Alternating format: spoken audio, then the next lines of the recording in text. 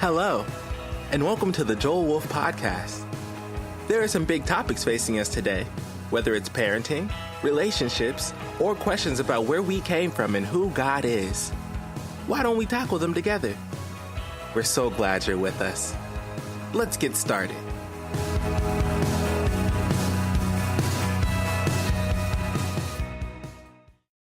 Okay, but anyway, so this is not necessarily going to be a comprehensive and all of that kind of thing, but we're gonna do some stuff here over the next 2 days, and hopefully you're gonna learn some things. Some of the stuff we talk about, you're gonna be like, yeah, I got that one. But some of the stuff you're gonna be going, oh my. And then some other stuff you're gonna be going, I knew that, but I've not been doing that. So hopefully this is going to be a really, really good time. And I'm really hoping that you get to know each other and we can all commiserate. We feel each other's pain, right? And I figure if we all come together and unite, we can win. Amen? All right. So my name is Joel, once again, and I'm one of the pastors here at the church. I am not a PhD in child raising, but I am a mother of 4. And so I was just, for those of you, raise your hand if you are from New Horizon here at this church. Okay? So raise your hand if you are just, from the community. Maybe you heard about us from the Puyallup School District or the Fife School District. Yeah, we got a few of those. Okay, awesome. So I'm just going to give you a little bit of background as far as I'm concerned, and then we're going to dive right in. Once again, my name is Joel, and I am an RN. Actually, I'm a wife, I'm an RN, I am a pastor, I'm a mother of 4. What else am I, people? I don't know. Busy. I am very busy. My children, I have 4 of them. Once again, my oldest is 27. She's my daughter. She graduated from UW with a poli-sci degree, and she's working downtown as an administrative assistant to Fierce, which is a huge company downtown in Seattle. She's also the worship leader here. She's awesome. And then I have a 25-year-old son who just graduated from Wazoo as a chemical engineer, and he's working in Boise. And he is independent. Somebody say hallelujah. Got 2 of them. And then my 3rd son is actually at Wazoo. He's attending, he's studying mechanical engineering, and he's a junior over there, so we're really believing that things are going to go well for him.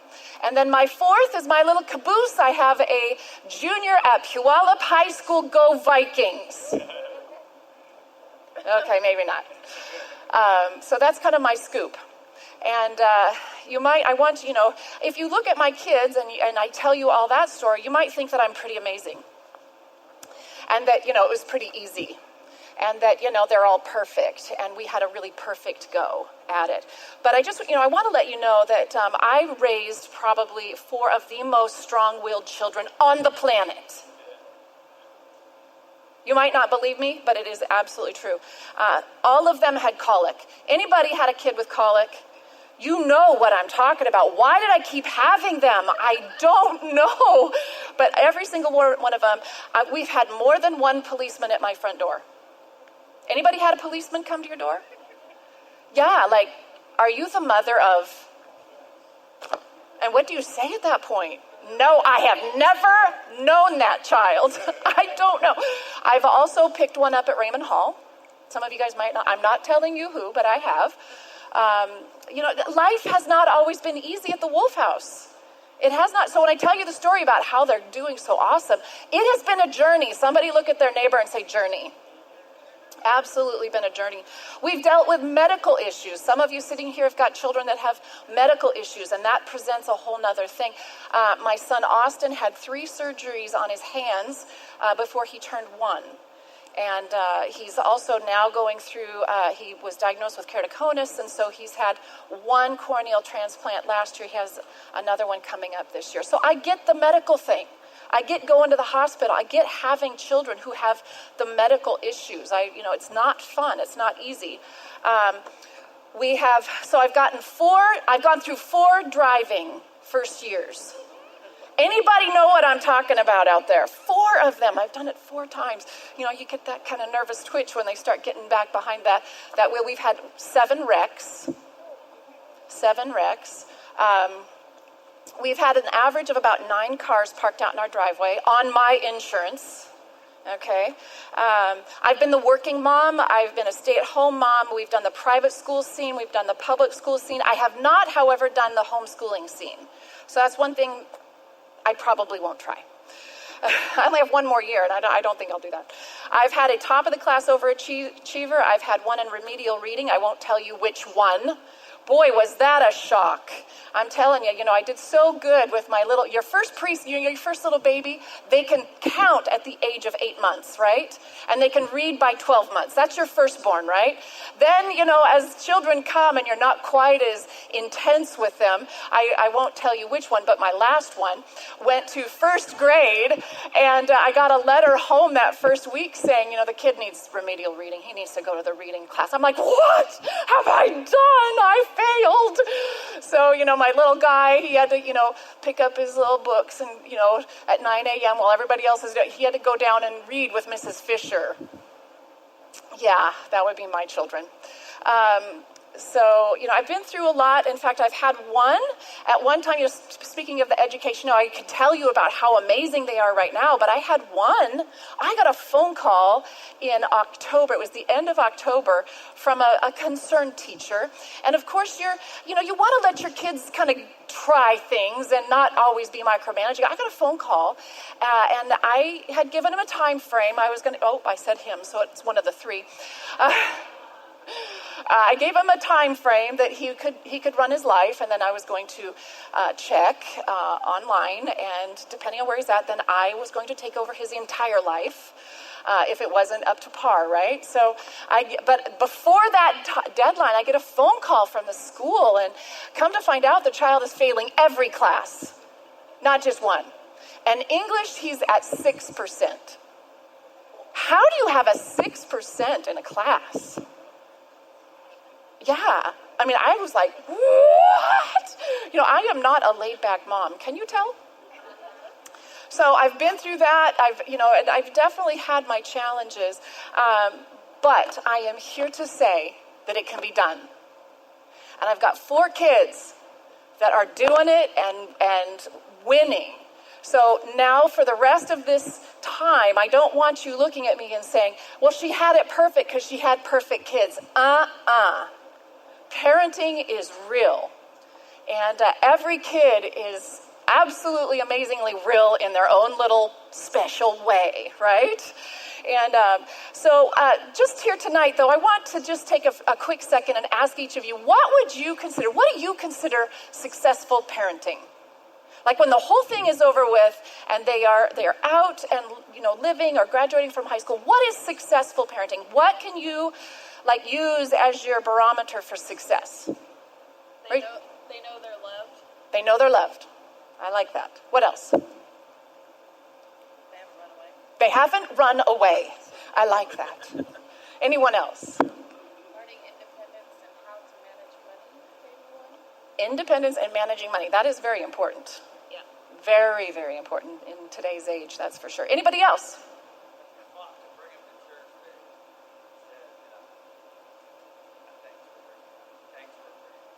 Is that tonight? Or last Sunday? Or when was that? So the goal would be they would thank you someday, right? Okay, someday they will thank you. Someday.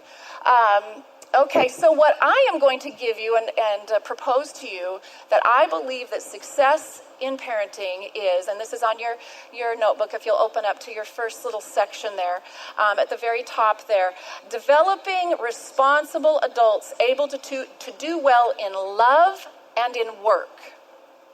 Able to do well in love and in work. So love will be relationships, the ability to relate one with another. And I'm going to use another term for that. It's called emotional IQ. We hear so much about intellectual IQ, but what they're finding, more important for our children in their success is not so much, mental IQ, can I pass a test? But it's more emotional IQ, can I get along with others? Can I make this relationship work? Can I love? Can I have empathy? Can I forgive? Can I get along? Can I compromise? Emotional IQ is actually far more important in the success of your children in their future than intellectual IQ. So raising responsible adults who are successful in love, so that would be that relationship, that would be that emotional IQ, and in work. So work is your child's purpose, destiny, the reason that they're here, the thing that they get up and they go and they do, and their finances. So because if we aren't, financially strong or wise, or, if finances are a trouble in our life, how many can say that will destroy a life quickly, right? So that's what we're aiming for. That is the goal. That is it right there. Raising responsible adults able to do well in love and in work. So everything that we're going to do, or, as we're looking at our kids, it's very, very important that you realize that when you parent, you don't parent for right now, this second, I got to survive this moment, but that you parent in such a way that you're always thinking towards the future. So sometimes when we are in a moment, it's really easy to survive the moment. But sometimes the way we survive the moment will actually cost them their future. Does that make sense? So if you walk in their room and it is an absolute disaster and you're like, I've taught, I can just do it myself, right? And so that loving mom just digs in and cleans up the room for the child and walks out. She has solved her momentary problem, right? This terrible, horrible mess. But in reality, what has that taught that child? Somebody's always going to take care of me. I don't have to clean up my messes. Somebody's going to clean up my messes. So in reality, the ease of parenting for that moment is creating a problem down the future. Amen? So we have to be very, very careful that when we parent, it might be a little bit more difficult right now in the decisions that we're making and what I'm going to be teaching you. But I want you to see that right now is producing a better future.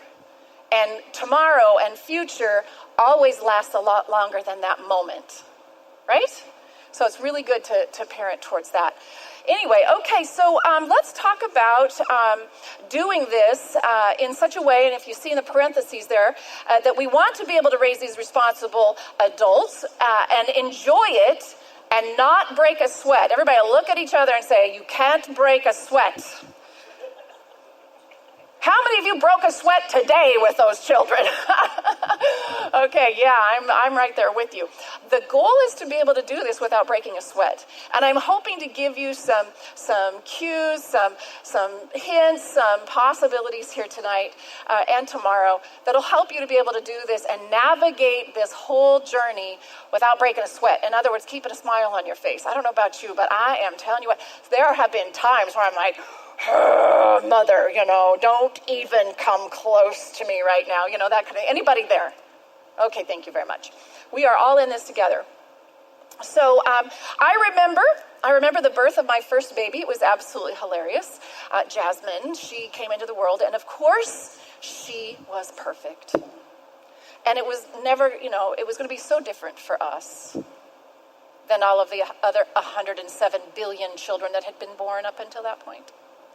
And it was going to go really well because she's perfect and so am I. And I have learned through all of the parenting that I received of everything that should not happen. And anybody in the same thought process, just that, nobody else had those thought processes when they had their kid, that they were going to, they were going to really do it better than all the others? You're just not admitting it. No, really? Okay. Well, I did. And the moment they put her in my arms, though, I just went nuts. I don't know about you guys. Remember that moment? And I remember looking at her, I started crying, and I said, oh, Jasmine, you're beautiful, and you're perfect, and you're so smart. I'm going to teach you how to cook and sew and knit, and you're going to play for the symphony, and you're going to have straight A's, and it's going to be amazing, and you're going to change the world, and you and me, girl, right? And I'm sure that the nurses watching me felt very sorry for that poor child because she's got a lot of work to do over the next years, right? And so, we went home and we went about our business, and she got to be about 12, 13, 14 months. It went pretty good. I was pretty proud. I always had a bow in her hair, perfectly dressed, great girl. And but we were driving home and from something, and she was in the car seat, actually right next to me in the minivan. That was before they had to be in the back seat. So she's right here. And at least she was in a car seat, right? I never was sat in a car seat. Anybody in here ever sat in a car seat? I never did. Me, personally, no way. Stood on the bench seat next to my mother. And if we came to a stop, she could go like that to save me, right? Okay, so she's sitting in the car seat next to me, and she starts having a fit. And it was the first time I realized, you know what? You're kind of having a fit. This isn't just babiness. You're having a fit. What? You know, and I started sweating, and my blood pressure went up, and I started going, you know, I don't know what to do with that. That wasn't supposed to happen. We were going to be perfect, remember? So I remember getting back to the house, and by the time I'm there, my nerves are just, anybody relate? Okay, so I get out of the car, and I walk around, and I open the door, and I'm vacillating between anger and frustration and fear and all shame that, you know, she's pitching this fit and everybody, the neighbors are here, and, you know, I didn't know what, I took her out of the car seat. I didn't know what to do with her. You know, and I will just tell you, there were feelings of, and ideas going through my head that were not good at that point. And I was like, you know, and you don't want to do the thing that you said you would never do, you know. Anybody, come on, help me out. Okay, so I kind of took her, and I went in, and I set her down on the couch a little hard. I think it was a little harder than usual, and I kind of stepped back. And, you know, and I'm not lying. I went into the kitchen and just went, oh, dear Jesus, what do I do? And that moment in time, I realized, you know, I need help. I need help. I have got to get help, because this parenting thing is not as easy as I thought it was going to be. Absolutely. When you have a newborn, let me just explain to you what I think a newborn is. And on your sheet there, you're going to see where it says newborn. This is what a newborn looks like. Are you ready? I'm going to do this, Michael. I'm going to use my computer, so can you hook it up? Let's see if this thing will work. I am being technological. And I want your applause when we're all done if it works. Is it going to work? Okay, so this is what a newborn is. Draw this all over your paper like that, underneath newborn. That is your newborn. And a newborn, let me see if I can do this. I hope this works. They're scared. They cry. They're hot. They're cold. They're wet. They're hungry. Right? That is your newborn. They have, I'm going to write these down, if hopefully this pen will work. Oopsie. They have no self-control, write no self-control. And I'm just going to write SC. No self-control. They have none. Have you ever met an infant that has self-control? Not a one. They have complete, that's an O, control of you. Amen? They are completely in control of you. Anything they do, you're like, right? So they have absolutely zero self-control. They have complete control over you. They have no boundaries. Write down boundaries. We're going to talk a lot about that. And they have no character.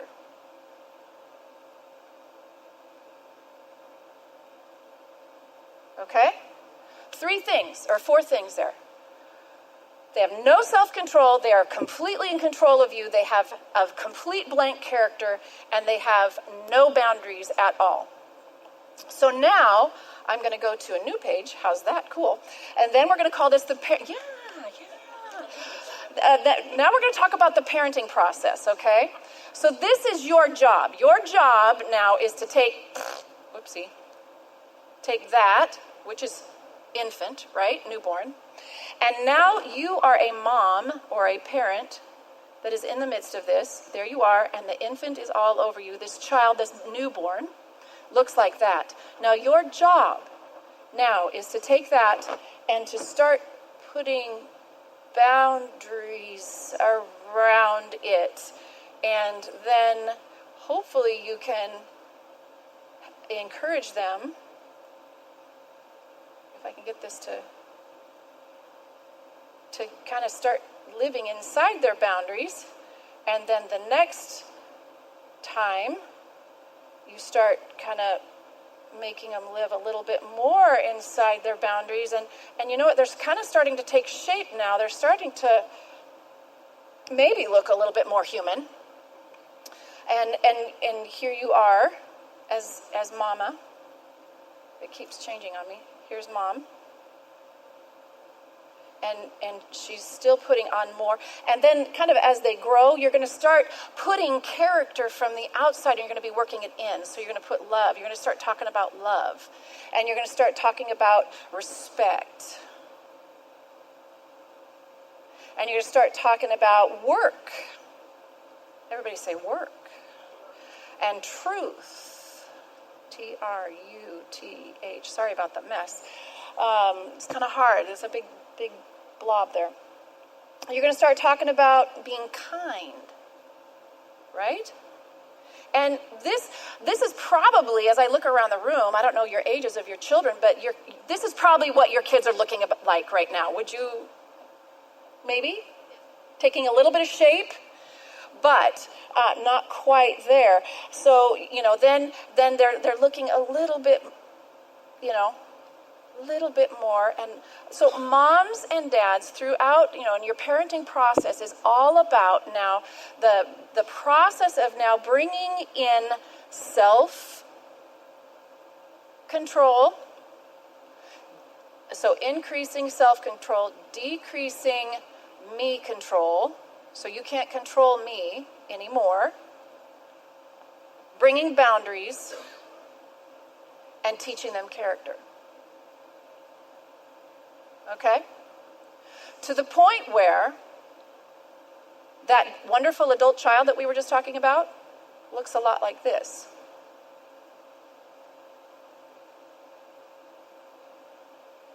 There is a spot on my computer on my screen.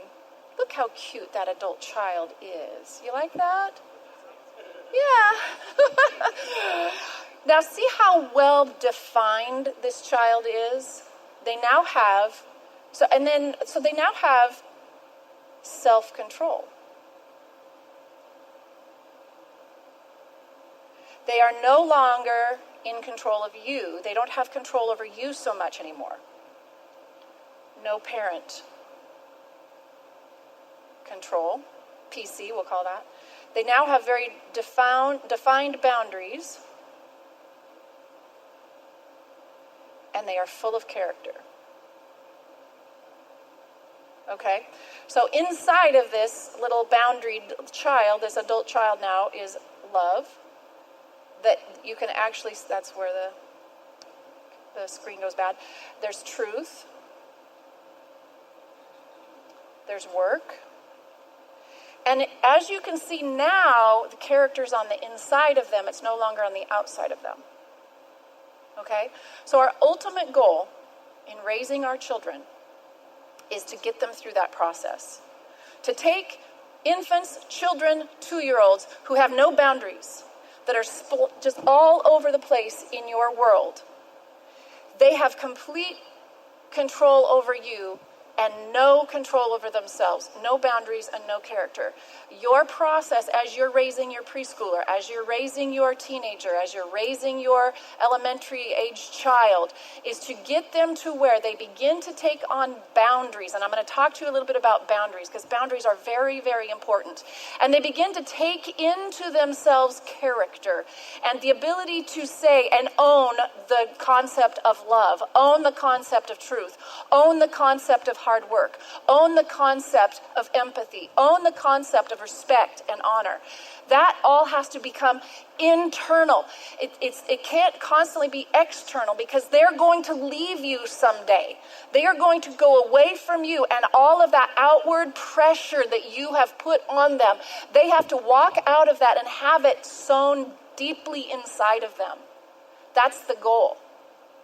They have to become entirely self-controlled. And they have to understand that they cannot control others. Now that is what you would call a very mature adult.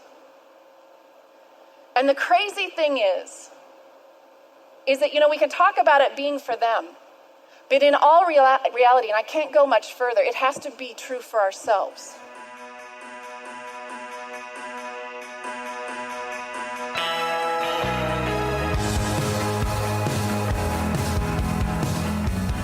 Thanks for joining us today for this episode of the Joel Wolfe Podcast. We hope you enjoyed the message. Don't forget to subscribe to receive more great content regularly, and join Joel online at joelwolfe.me, as well as on Facebook at facebook.com/author Joel Wolfe. Also, don't miss Joel's latest book, guiding you through your adventures in parenting, Courage in Chaos, which Dr. Kevin Lehman says inspires both the heart and the head in equal measure. It's available for purchase at joelwolfe.me. Thanks again for listening, and until next time, have a great day.